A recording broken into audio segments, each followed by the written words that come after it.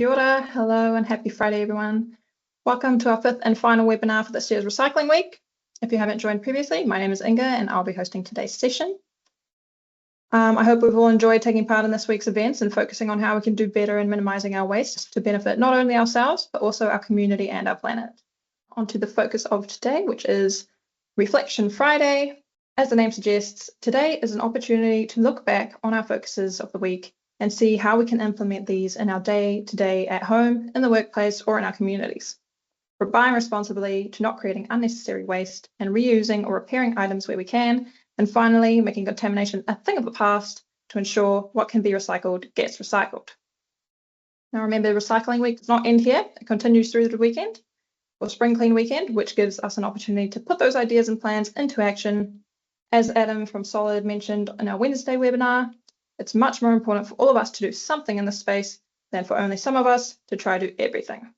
Now, our lovely sponsor for today is Eco.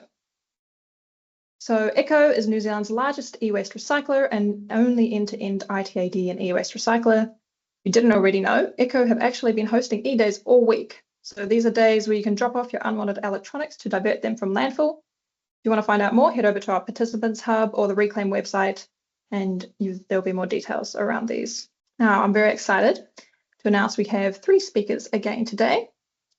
We're joined by Daniel from Beautification Trust and Kathy from Environment Hubs Aotearoa.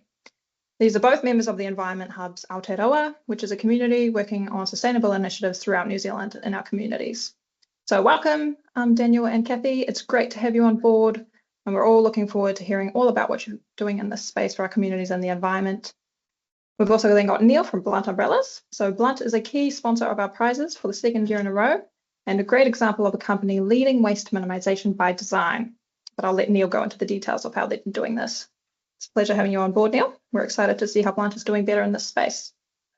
I'll let you formally introduce yourselves now. So on to you, Daniel. Kia ora koutou, everyone. I'm Daniel, the CEO of the Beautification Trust, and we are one of 22 hubs who are a part of the Environment Hubs Aotearoa network, which is spread across the country. Now, each hub has locally focused services which support their community and local environmental needs. For the Beautification Trust, we're based in Manarewa, where we focus on connecting and empowering communities in South and East Auckland to learn, love, and look after the environment. Our programs are diverse in different areas of beautification, environmental delivery, education, and zero waste services. We focus on a range of different levels of the waste hierarchy with our greater focus on those more preferred options in the circular management space.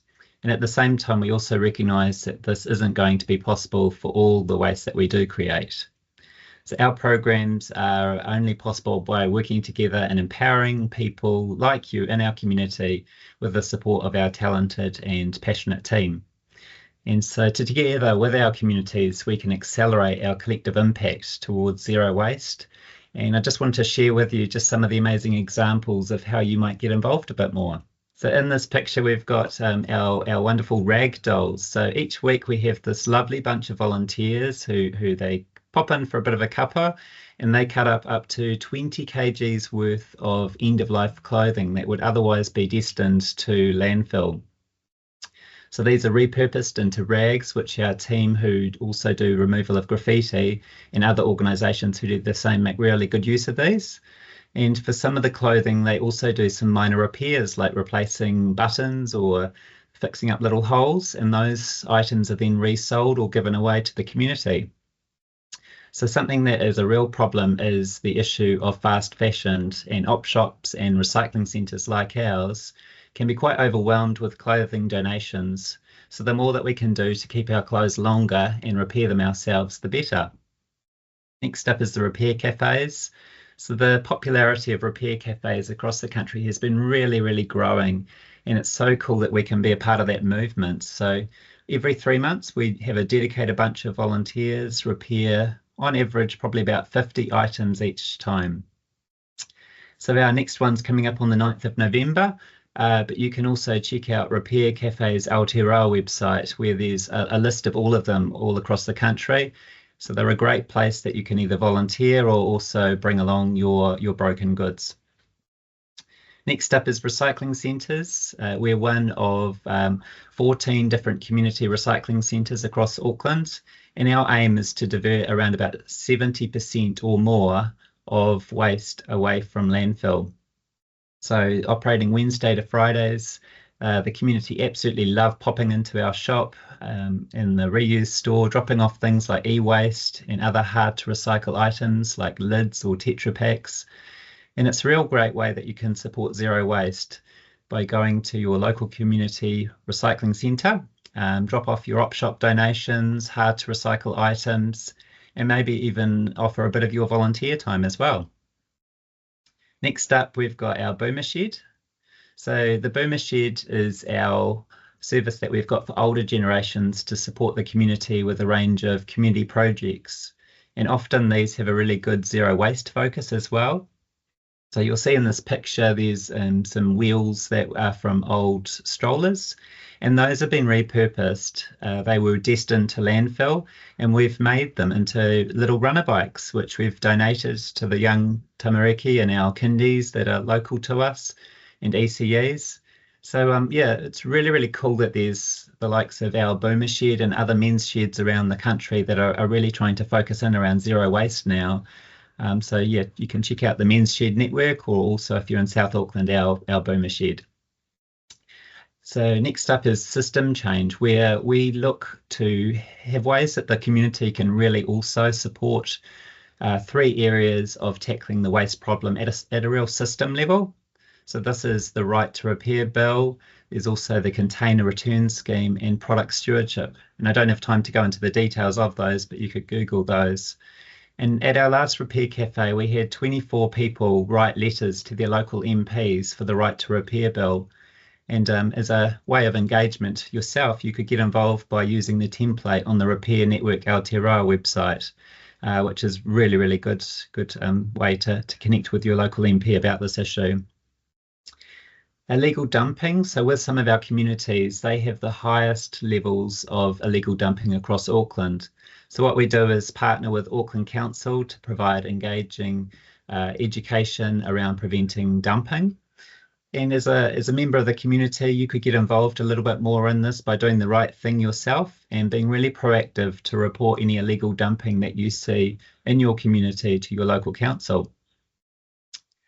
We also have really supported with the curbside food scraps collections, and that's all about educating the community about the value of participating in this amazing service.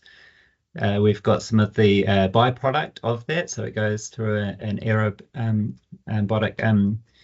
digestion system, and that avoids it going into landfill. So that really helps to reduce emissions. And as a member of the public, you can really help to get engaged in that by composting your food scraps yourself, or using your food scraps bins that your local council offer as well. Our Nature is an education program that we offer because it's really important for us to invest into our tamariki and rangatahi and see that they are prioritised in environmental education programs.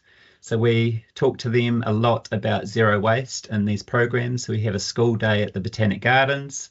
We've got a wearable event and a creative arts program where it's really all about hands-on practical environmental education. And lastly, we've got a connected approach with our focus on kai.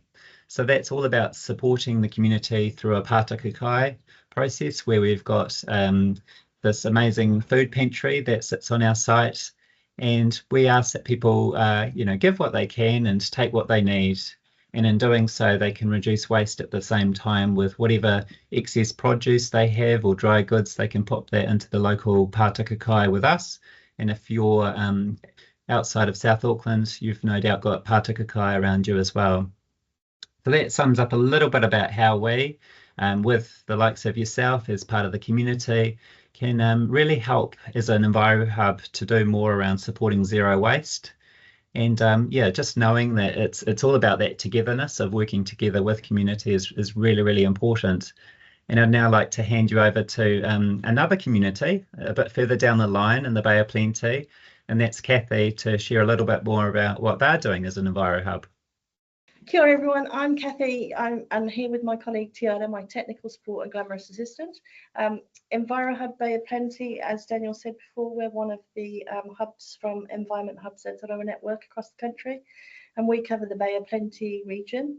We're based in Tauranga, but we cover all of those regions: Tauranga, Western Bay, Eastern Bay and Rotorua. We have permanent coordinators here in Tauranga and over in Rotorua, and then for the other regions we try to take events out on the road throughout the year, a couple of events a month or similar.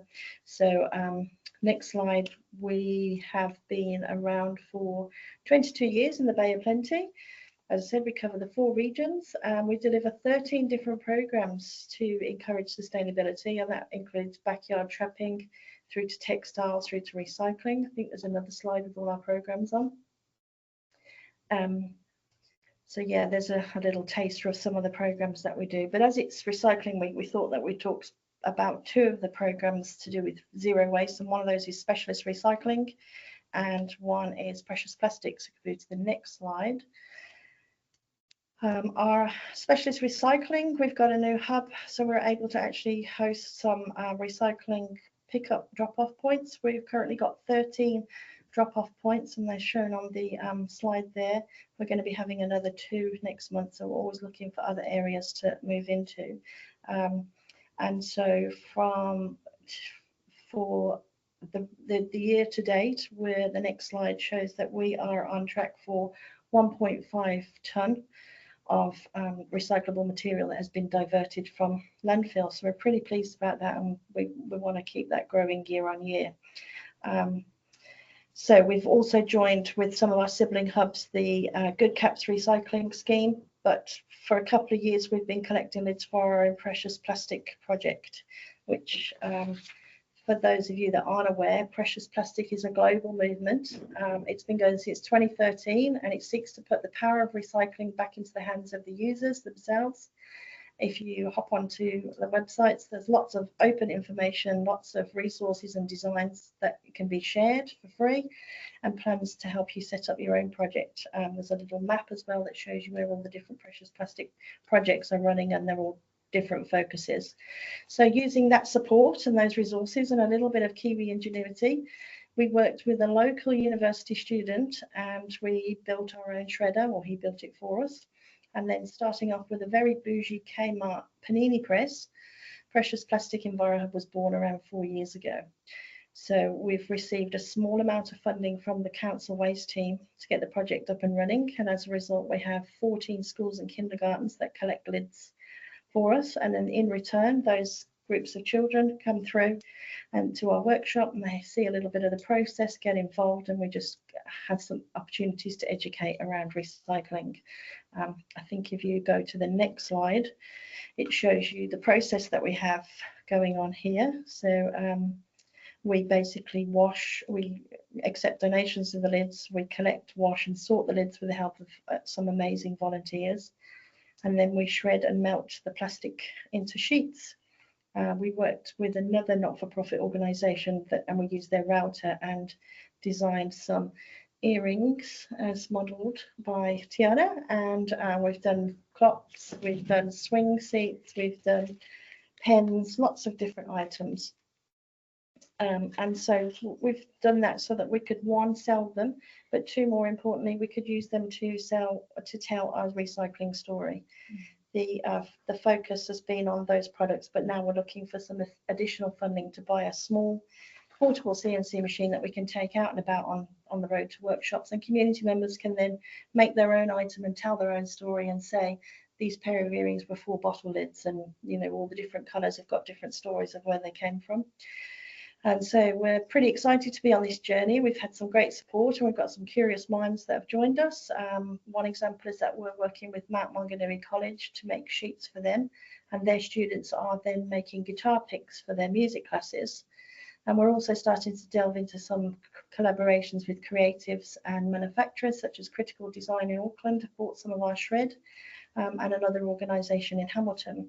So now we've gone live and put the shred and the plastic sheets on our website for sale, in the hope of creating a bit of a social enterprise and create some funding to support the ongoing cost of the project. but also just helps us tell the story of waste and also promoting that circular economy. So thank you for the opportunity to share our story. As she said, there's going to be some questions at the end, which is why I've invited Tiara along. She's one of the creatives and helps make the item, so she can talk a little bit more about that. So thank you, and we'll hand it back. Awesome. Thank you, Daniel and Kathy. I love the Ragdoll initiative, Daniel. As you mentioned, clothing donation supplies often outweigh demand, especially as many of the items in these are not in the best condition. So buying quality items and repairing these and avoiding fast fashion, of course, can help us keep our items in circulation longer. You know, as they say, prevention is the best cure, in this case, waste prevention. It's also nice to see Repair Capo make an appearance again. And Kathy, I love the creativity and thoughtfulness behind your lids initiative. This is an issue we often get questioned about, so it's great to see a solution for that. Remember, everyone, as Kathy said, if you have any questions or comments, remember to add them to the Q&A so we can address them later. On to you, Neal. Thank you. Yeah, my name's Neal Brebner, Head of Sustainability for Blunt Umbrellas. Yeah, thank you to Reclaim and Inga for this opportunity to talk about Blunt's efforts to divert waste through design. We're not perfect. Yeah, we are a design-led company.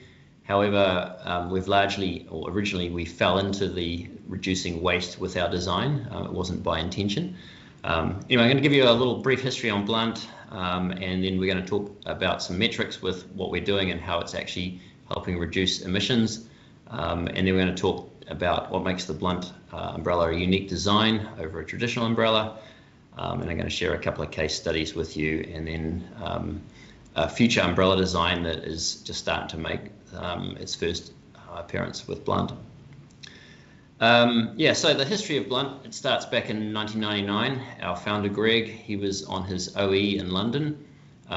He's a slightly taller than average guy, and walking the streets of London, he found that on a rainy day when everyone had their umbrellas out on the commute, he was trying to dodge getting poked in the eye. And I think he phrases it was all a bit pointless. So he decided the umbrella needed to come into the 21st century and was going to redesign it. The original designs were somewhat haphazard and difficult to manufacture, probably more resembling something out of a James Bond movie. So over the next 10 years, he realized that, came up with a design that was workable. It wasn't far from a traditional umbrella, but he was able to add some new features to make it quite unique. Part of that, the initial breakthrough he made was with the Blunt umbrella tip, and in the picture you can see there the tips at the end of what people refer to as the spokes, we refer to as ribs.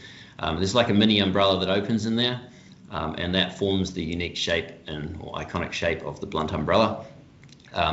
So along with the tip, which we have a patent for, and the overall shape, which we have a 3D design registration for, we've managed to protect our product against copying in most markets, bar a few. Yeah, so his next challenge was how to manufacture, and the industry is largely made up of, or the umbrella industry is largely made up of manufacturers who are on mass manufacturing. And it's a race to the bottom. They're trying to scrape every cent out of the product to sell you the cheapest umbrella possible, which will last a short period of time and then end up in the rubbish bin. That wasn't a field that Greg thought he could play in, and coming from New Zealand, it wasn't going to be practical. So he decided that the best way forward is to produce a premium product using durable materials, and in doing so, the umbrella was going to cost significantly more. Back then, I think a typical umbrella was $20 to $30, and his first classic design, as you can see in the picture there, was well, that wasn't the original, this is a new one. The original design was pitched at about $100. As part of that, at additional cost, he needed to back it up with service. So after sales service, repairs, and ongoing support for the product as it aged. So yeah, as the first manufacturing came off the line in about 2009, they set up a small office in Newmarket where Greg himself carried out repairs, and they had a small customer service team and backing the product. Over the years, we've grown, we've spread our wings, we've we had distribution set up all around the world. We've bought back a few of those markets, and in doing so, we've managed to set up repair centres around the world. We currently repair, obviously, in New Zealand, in Australia, the US, and the UK. And we have a couple of distributors that also look after Asia with Hong Kong and Taiwan, and another one in Germany, and another starting up shortly in the Netherlands. So we've got pretty good coverage for making sure we're diverting that waste by repairing as much as possible. And it also helps with if we have any warranty issues that we can fix our product and get it out there as new and operating correctly. The other big change we've made with regard to repairs to really support reducing waste is on our website we have a program called the B Hub. If you sign up to it as a customer, you get an extra couple of years warranty. That along with that, you're able to enter if you have a warranty fault or an issue with a failure, and look at the different. So you can go into it and analyze your umbrella for what has failed. Select on a part, and if it's something that can be repaired yourself, you have the option to have a part sent to you and a video on how to do it, or you can send it in and get it repaired. We try to push the DIY side because the environmental cost of having an umbrella sent to a site, have it repaired and sent back is far greater than sending out a video and a part and having that worked on like that. So the next slide, we look at the effect of the metrics behind our umbrella and how it does save the environment. So I've selected one part of a life cycle assessment. We had a life cycle assessment carried out on our product following a B Corp certification that we went through and got earlier this year. You'll notice on the left-hand side of this graph, there is no metrics on there. As this was done as a university project and sponsored student using student software, it's the same software, but it's student software. We're not allowed to actually say what the carbon footprint is of our umbrella, but it's good for a comparative study. We have made an assumption in this that a blunt umbrella only lasts as long as a traditional umbrella, but as you know, we've made from better materials. We should last a lot longer, so repairs should actually outweigh the replacement scale, but in this example, we've kept it the same. And also, we start off with a slightly lower carbon footprint. This is as our mill is provided a significant portion of its energy from solar, and we use a fully recycled aluminium supplier. So we start off on the right foot, and as you can see, as time progresses over the years, the additional carbon footprint of repair is minor compared to the replacement of a complete umbrella. Then we move on to what makes a blunt umbrella different, unique, and hopefully a nice experience for everyone to use. Fundamentally, it operates around our radial tensioning system. To achieve the radial tensioning system, we take our ribs, the 6 ribs that push the canopy out, and as they go outwards, they extend slightly. If you look in that first picture, you can see where a closed rib compared to the open rib has an extension applied. That extension helps us to use our materials smarter. So we're tensioning the canopy, we're putting pressure onto the rib, creating that shape again, which is nice and iconic. And the effect is that you get a really solid feel of an umbrella above you. The shape of the umbrella forms a wing style, and that reacts better in the wind. And the experience of being under it is a lot nicer. It's like sort of being under a roof where you can hear it pattering away rather than sort of a less floppy umbrella that doesn't give you that experience. Where possible, we use recycled materials. We're currently looking to implement a recycled fabric. It's challenging because of the stretch we're required to get with our fabric. So I've got some in test. I've got one sitting in my backyard doing some UV testing at the moment. Where we have high wear or, sorry, start again there. The ribs of our umbrella are made of fiberglass, which is not recyclable in any way, shape or form. So where we have that type of product or that type of part, we really aim for durability. So those ones, we want them to last as long as possible.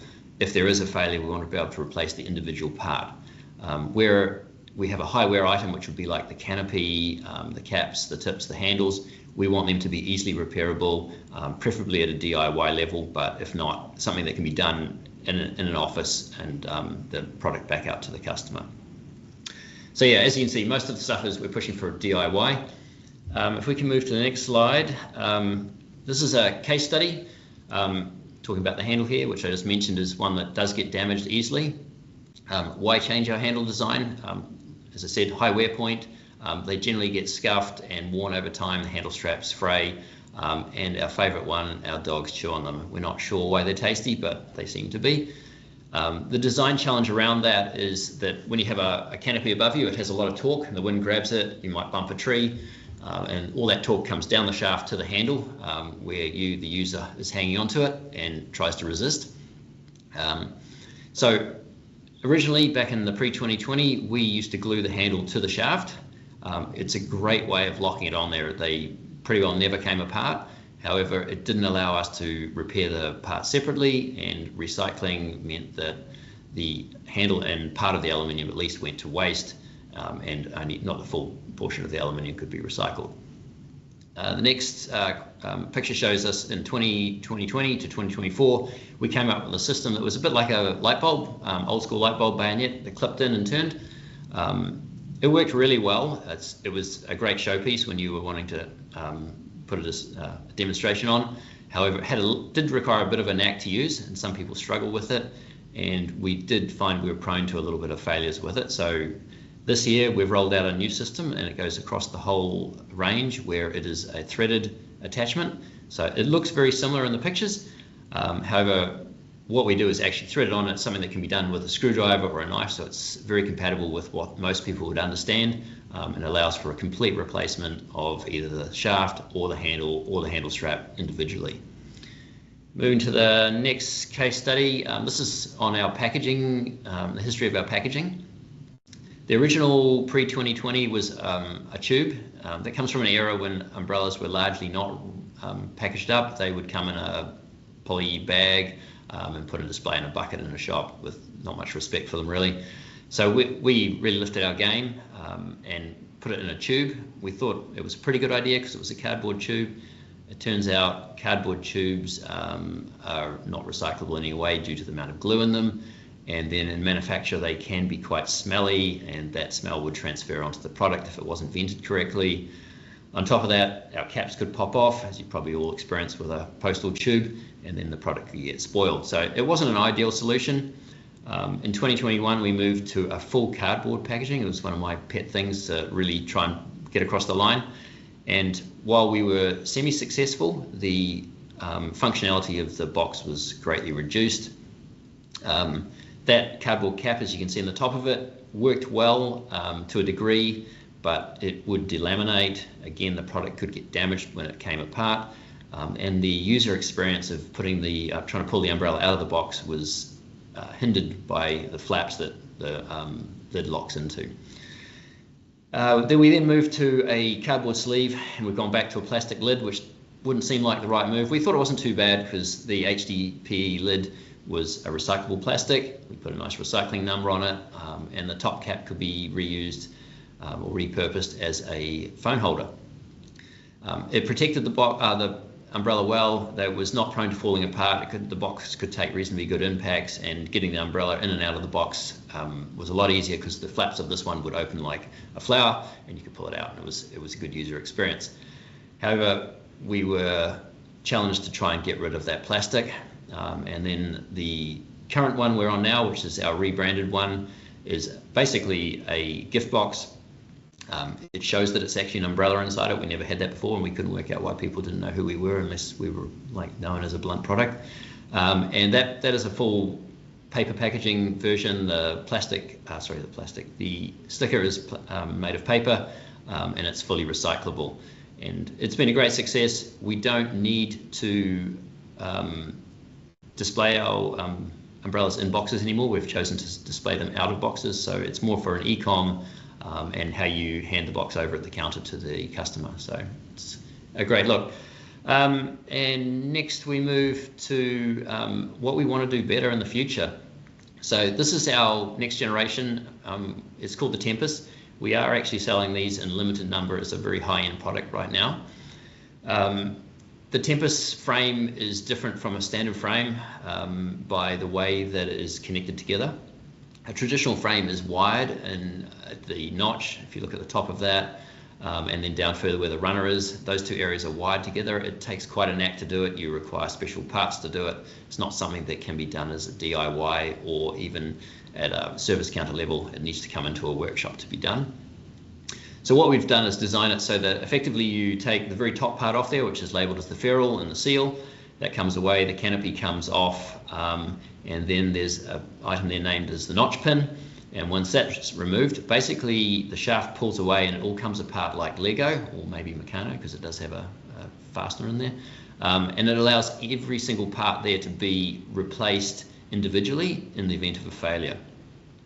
So this item, this setup is definitely working super well for us right now. We haven't brought it into our product range, but we will look to do it. It's a bit like Formula One of cars, looking at that technology that slowly works its way into the mainstream car industry. So we're looking to do that and bring it across our umbrellas as time goes on.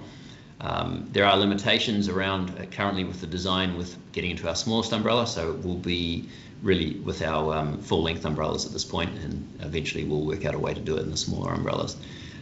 The other great feature about this is it is open to automation, so there is potential for it to be an automated assembly line. But yeah, in time this will become the normal, and yeah, back to you, Inga, and thank you for your time, everyone. Awesome. Thank you so much, Neal. I am aware that we have gone over time, so for anyone that needs to get away, this will be recorded. But for those that want to stay on for Q&A, we'll be answering those in just a moment. Anyway, on Neal, I'm a proud blunt owner myself, so it's very cool to see those thoughts and processes behind your products, and great to know that they are repairable. So throwing it back to our Wednesday focus and the Monday, Procurement Monday, where we looked at buying sustainably, so things that last. And I want to remind you all that we will still have Spring Clean Weekend, where you can take all of your learnings from this week and apply them to your home and daily habits.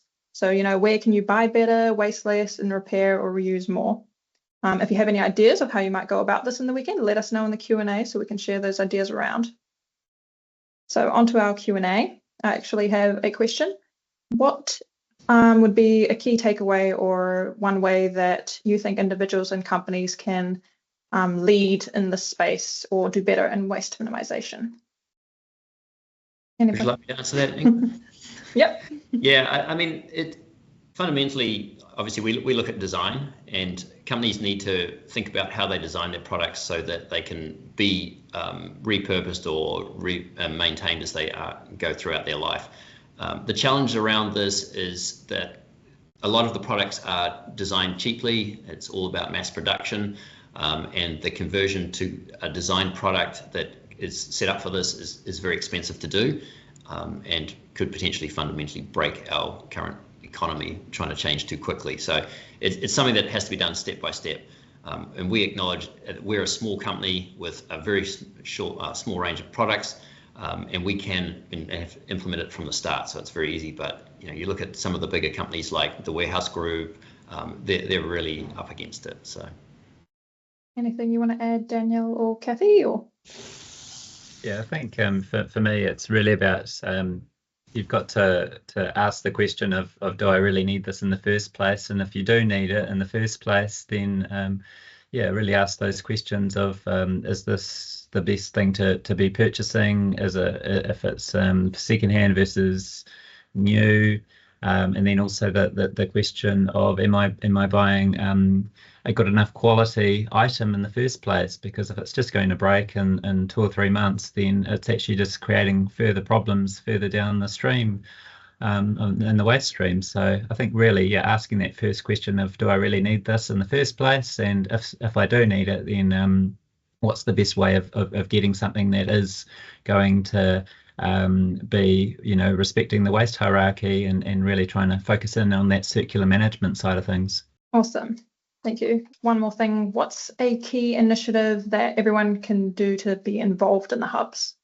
I think something, if I can jump in first, is that, you know, all of our hubs really do depend on volunteers. We really do value the support of volunteers coming in. It could be a couple of hours every couple of months, or it could be every week, but that real grassroots support of our local community to be able to volunteer. And for us, we've got options around not only zero waste initiatives, but also other initiatives around pest trapping, or helping with our food together pop-up each week, or helping in the boomer shed. There's lots of ways to really contribute to Enviro Hubs. And in more cases than less, a lot of those programs do have a real focus in around zero waste as well. So that'd be something that I would really highly recommend that the public sort of search out those opportunities. Awesome. That's great. So I just back up what. Awesome. Sorry.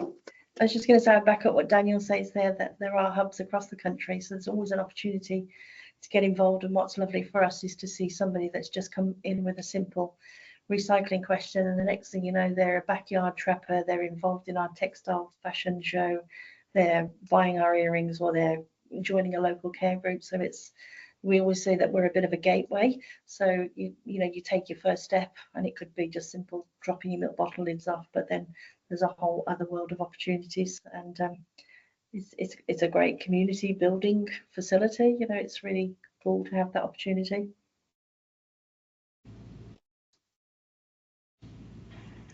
Awesome. Yeah, that's great. That's a great way to finish off. Thank you, Kathy.